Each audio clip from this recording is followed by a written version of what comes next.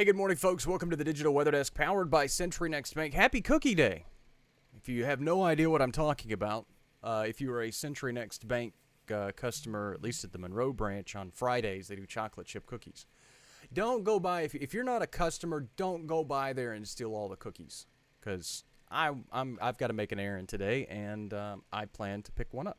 Thanks so much for making the Digital Weather Desk part of your day. It is 7:49 on Friday, November 14th. It appears as though my work schedule will need to flex a smidge today. I think we've got a little one under the weather, but we'll get to that when we get to that. Let's take a look at temperatures across the area.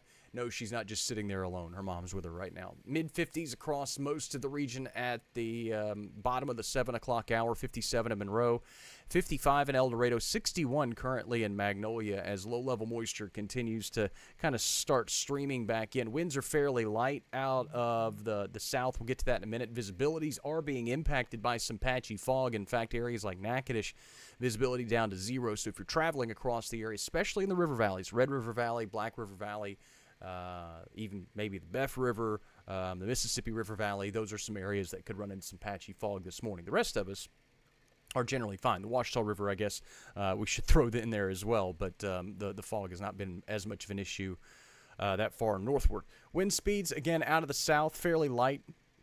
Kind of the optimal conditions to foster some fog formation, so that's what we've been encountering this morning, and really the only hazard. Drought monitor was updated yesterday. No big surprises here. That we will continue to encounter abnormally dry conditions until it rains again. And while we do expect rain next week, the details still remain very sketchy. If you remember yesterday, we said Thursday-ish would be our storm system, and ish is the special emphasis because now it's looking more like late Thursday into Friday, and it may just be a Friday storm system. The GFS model is still absolutely bonkers trying to figure out what's going to happen. Local loop over the last several hours shows high pressure at the surface out over the southeastern United States, so winds are out of the south and southeast in most of our area, and that will continue to foster some low-level moisture streaming in through the weekend. Futurecast shows the morning clouds, but afternoon sunshine. If you have daytime plans tomorrow, the ULM football game, if you're heading over to watch Alcorn State and Grambling, if you're heading to the Battle of the Timberlands, it looks like it'll be pretty quiet any way you slice it.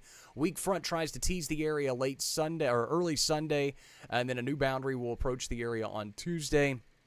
At this point, the focus is on the late week storm system, although the breakdown in the pattern starts early in the week, and it could allow maybe for some spotty rain chances a little earlier in the week. Beverly, snow is coming for some, not for us, at least not anytime soon. Alice, good morning to you as well. Look at the Futurecast. Again, this is made possible by Bayou Power Sports I-20 Frontage Road in Monroe, but this is based off the GFS model, and you can see some of the spotty stuff that starts to return as early as the early part of the week. By Wednesday, again, still spotty, but a general increase in cloud cover and low-level moisture is expected. And then yesterday, I showed you just the gloom and doom of Thursday as this particular computer model tried to bring the storm system in then. Now it brings it in much weaker with just some spotty stuff on Thursday, and it brings the bulky rain chances in actually very late in the day on Sunday and into Saturday of next week. So that's why, again, we don't really like to discuss and jump into specifics on storm systems, because when you're talking 5, 7, 8, 10 days out, there's just so much that can change, and it changes every model run. So there were so many folks that were just so certain that we were going to run into storms Thursday of next week. It's still a possibility that we run into Thursday, but it's also a very good possibility that we don't.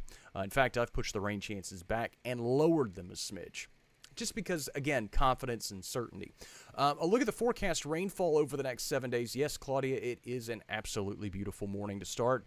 Again, forecast rainfall over the next 7 days. All of this, or most of this, falls in that 6 to 7 day window. And it shows some pretty hefty rain totals starting to move back into our area. Again, this is a forecast. It is, in full disclosure, an extended forecast, so it is prone to errors, changes, fluctuations, all those types of things. I don't want folks to get too overly ambitious about what we're going to run into, but again, it does look like rain does set back in late next week. Again, specifics, we don't have any. Jan, good morning to you. Daytime highs today will top back out near 80.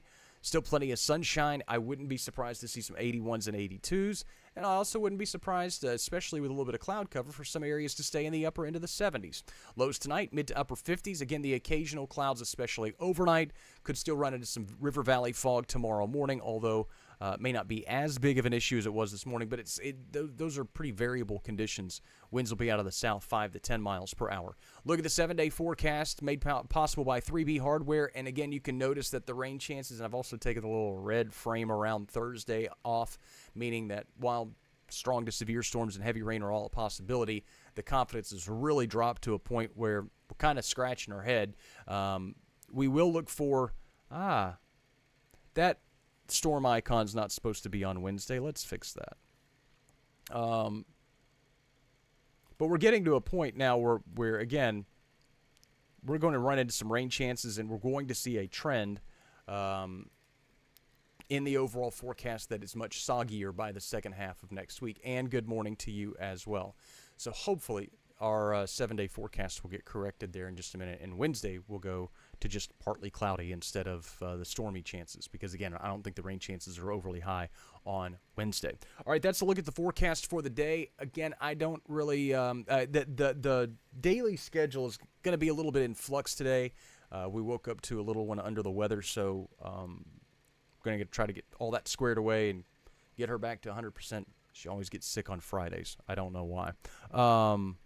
So Too Long Didn't Read should be out about 9:30. Your midday stream, still planning on that.